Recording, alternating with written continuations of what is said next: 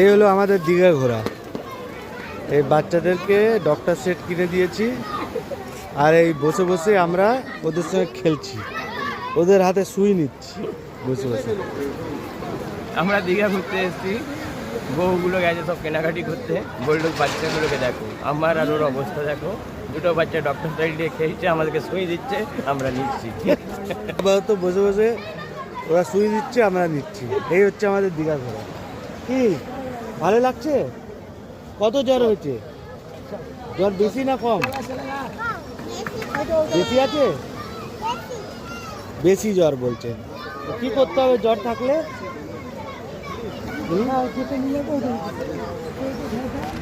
এই হচ্ছে আমাদের দীঘা ঘোরা, বুঝলেন তো।